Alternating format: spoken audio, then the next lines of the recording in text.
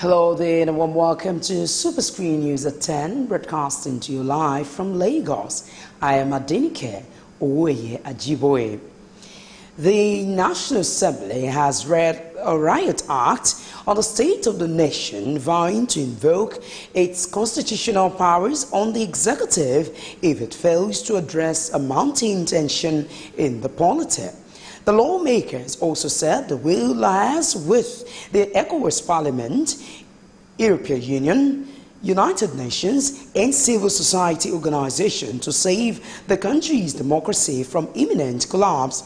Arising from a joint closed-door session, the National Assembly in a resolution said security agencies must be given a marching order to curtail the killings across the country and protect lives of innocent Nigerians. The security agencies must be given the marching orders to curtail the sustained killings of Nigerians across the country and protect the life and properties of Nigerians, as this is a primary duty of any responsible government. 2, the systemic harassment and humiliation by the executive of perceived political opponents, people with contrary opinions, including legislators and judiciary, by the police and other security agencies must stop. There must be strict adherence to the rule of law and protection for all citizens by the President and all his appointees. 4, the President must be held accountable for the actions of his appointees and must be ready to sanction those that carry out any act which will ridicule or endanger our country and our democracy. 5, the government should show sincerity in the fight against corruption by not being selective and also prosecute current appointees that have cases pending against them.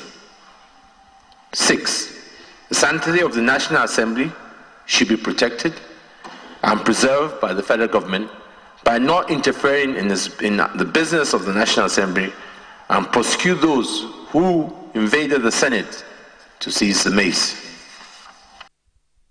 The federal lawmakers also noted that harassment and humiliation by the executive, as well as persecution of perceived political opponents by the police, must stop, adding that the executive must ensure a strict adherence to the rule of law. Furthermore, the National Assembly said they will not hesitate to impeach the president, whom they say must be held accountable for the actions of his appointee, as they reaffirmed the vote of no confidence passed on the Inspector General of Police, Ibrahim Idris. We also hereby reaffirm our earlier resolutions of the vote of no confidence on the Inspector General of Police, who does nothing other than preside over killings of innocent Nigerians and outright disregard for constitutional authority of both the executive and the legislative. And finally, the National Assembly will not hesitate to evoke its constitutional powers if nothing is done to address the above resolutions passed today. Is this a true reflection of what transpired in the executive? While the lawmakers maintain a vote of no confidence on the Inspector General of Police, they also passed the vote of confidence on the President of the Senate, Speaker of the House, Yakubu Dogara. Both chambers, however, adjourned plenary indefinitely. And away from that, President Muhammadu Buhari has appointed Adamu Abdul Kafarati as a Chief Judge of the Federal High Court. The President wrote a letter to the Senate requesting the confirmation of Abdul Kafarati's appointment. Abdul Kafarati's swearing in was sequel to the President's failure to nominate a successor to the former Chief Judge of the Federal High Court, Ibrahim Alta, who was due to retire on September 16, 2017. President Buhari's letter was read by the Senate President shortly after a joint executive session with the House of Representatives.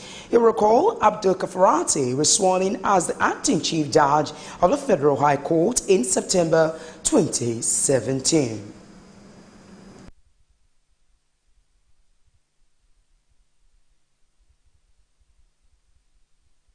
Of its operatives who were withdrawn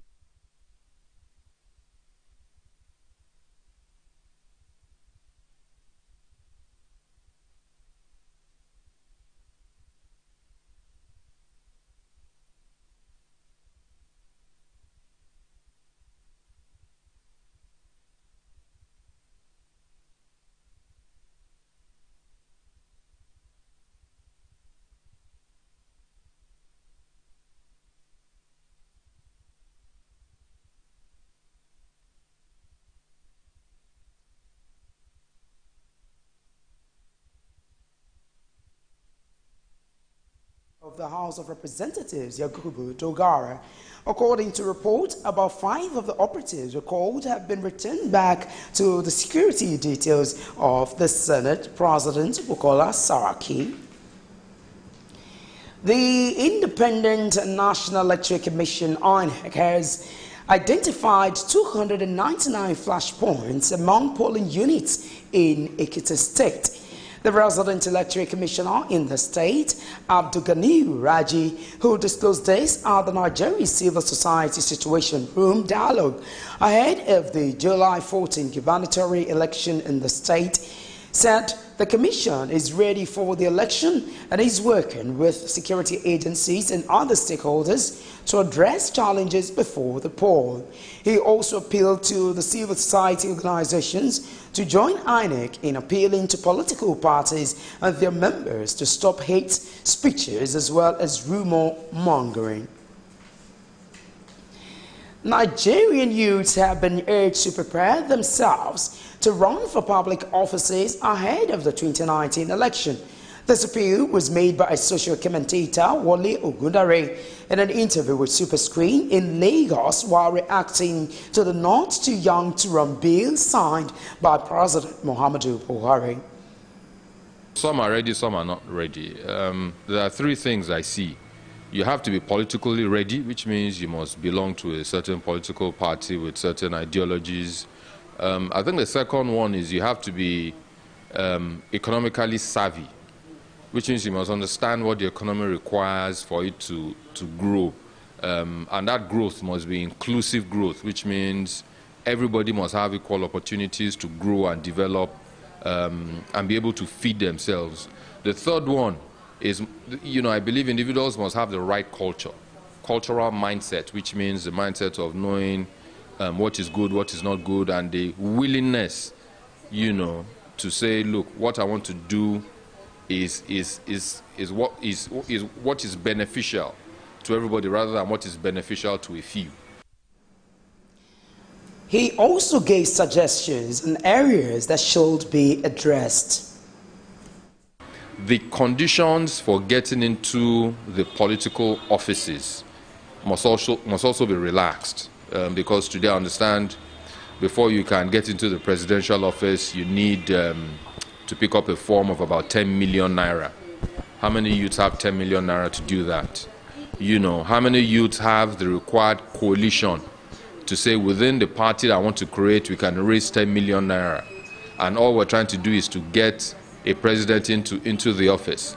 You notice every party must have an amalgamation of people who want to either be governors, presidents, House of Reps, House of Assemblies and all of that. I think where the youth needs to start from and be very, very vociferous about is to get into the State House of Assemblies, the local government positions, as well as the National House of Reps and the National Assembly positions. Those are the places where I believe they can begin to make immediate changes, regardless of who is president.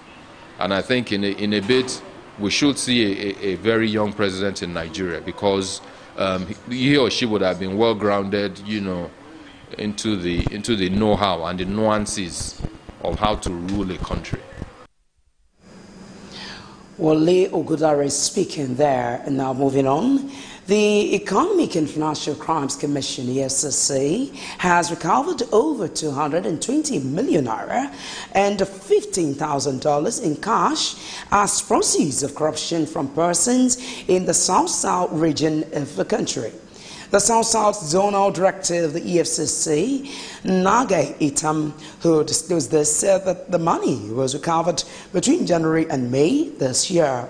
He stressed that apart from the money recovered, some properties acquired through unscrupulous means were also confiscated by the Commission. The Federal High Court sitting in Lagos State has fixed July 3, 2018 for hearing in a suit seeking an order compelling members of the House of Representatives and the Senators to refund the 10 million naira and 13.5 million naira monthly running costs which they had allegedly collected in the last 3 years. The suit was filed before Chuka Obiozo by two legal practitioners, Ms. Ubani and John Nwoko. Ubani and his co-plaintiff Nwoko are contending that the 10 million naira and 13.5 million naira monthly running costs, which the lawmakers fixed for themselves, are illegal.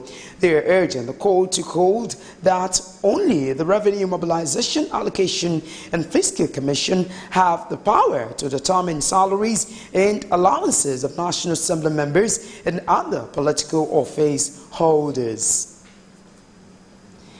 The Lagos State government has shut down 5 banks and 80 buildings in Island Avenue, Ikeja area over alleged illegal conversion. The government said the affected buildings got approval as residential buildings but were later converted for commercial purposes without approval. The general manager of the Lagos State Building Control Agency, LASPCA, Lekon Shodende, said owners of the affected buildings had been issued notices over 1 month ago to regularize their documents and get commercial approval, but ignored the call. Shodende also said LASPCA is carrying out an audit on buildings in Lagos State to ensure safety. The Independent Corrupt Practices and Other Related Offences Commission, ICPC, has arraigned the suspended Director General of the Securities and Exchange Commission, SEC, Mono Grazo, and Commissioner Zagwanu Garuba for acts of corruption involving alleged mismanagement of over 115 million naira. The ICPC accused Gawazo of receiving the sum of 104 billion naira as severance benefits when he had yet to retire, resign, or disengage from service, and also the sum of 10 billion naira in excess of car grants in the same period. An executive commissioner, Corporate Services of SEC, Garuba, was accused of conferring a corrupt advantage on another public officer and the president of Gwazo by approving the payments to the suspended SEC boss. And now the Minister of Defense, Dan Ali, has suggested that the suspicion of the implementation of anti-grazing laws in some states while negotiating safe routes for herders. Dan disclosed this in a statement signed by his public relations officer, Atukuru Guzau, at the end of a meeting with President Muhammadu Buhari and the nation's security chiefs. He argued that the suspension of the law will reduce tension. He suggested the need to employ other channels with the affected states to reduce tension by suspending the implementation of the anti-open grazing law while negotiating safe routes for herders. Meanwhile, the anti-open grazing law is currently operational in Benue, Ekiti, and Taraba states. There was a minefield on the banana island of Lagos in Ikoyi after residents stopped the Chief of Army Staff, Tekro Buratai, who had allegedly visited the estate to inaugurate a project. Report says the Chief of Army Staff had been invited by the Nigerian Army Properties Limited to commission an estate, Apple Island, inside Banana Island, when the residents mobilized against the inauguration. A resident, Tugumbo Wahab, told journalists that a battalion of soldiers had created panic last Monday when they stormed the estate. He claimed that the armed men destroyed the estate jetty fence and signboard on the premise that it was part of the Apple Island. The Chief of Army Staff left without cutting the tape, just as he allegedly ordered that a project board earlier put up for the kitchen be removed. You're still watching Superscreen News at 10. We'll take a short break here, and when we return, we'll bring you news from the business world, and then thereafter, we'll bring you foreign news. Stay with us.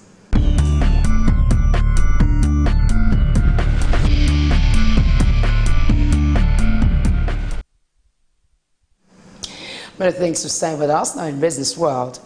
The International Air Transport Association, IATA, says Nigeria has returned $600 million belonging to international airlines that was trapped in the country due to foreign exchange shortages. The Director General of IATA, Alessandro De Juniac, on its website gave the credence at the 74th IATA Annual General Meeting and World Air Transport Summit in Sydney, Australia. The Juniac said the funds were airlines ticket sales and other allied activities which the country could not return due to fall in crude oil earnings in late 2016 and early 2017. The Central Bank of Nigeria, CBN, has approved an upward review of the trading margin available to operators of Bureau de Change BDC in the country. The Acting Director, Corporate Communications Department, CBN, Isaac Okorafor, confirmed this in a statement. Okorafor said following the approval by the Apex Bank, the BDC operators can buy dollars at the rate of 357 naira and sell at 360 naira, adding that this will leave them with a positive margin of 3 naira per dollar sold. He maintained that the decision was aimed at giving the BDCs a level field to enable them compete favorably with other authorized dealers in the foreign exchange markets. We'll take another short break. More news after this timeout. Join us again.